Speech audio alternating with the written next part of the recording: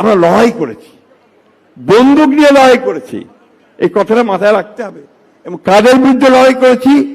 পৃথিবীর অন্যতম শ্রেষ্ঠ সেনাবাহিনী পাকিস্তান হানাদার বাহিনীর সঙ্গে লড়াই করেছি এবং শেষ পর্যন্ত আমরা জয়লাভ করেছি, স্বাধীন একটা দেশ পেয়েছি।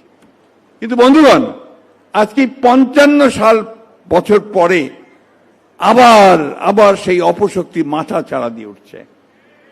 আবার সেই শক্তি যারা সেদিন পাকিস্তান হানাদার বাহিনীকে সহযোগিতা করেছিল, যারা সেদিন আমাদের ভাইদেরকে হত্যা করতে সহযোগিতা করেছিল, যারা আমাদের মা বোনদের সম্ভ্রম নষ্ট করতে সহযোগিতা করেছিল, তারা আজকে আবার নতুন চারায় নতুন ভ্রমে আপনার হাজির হয়েছে। বন্ধুগণ, এটা আমাদেরকে সাবধান থাকতে হবে।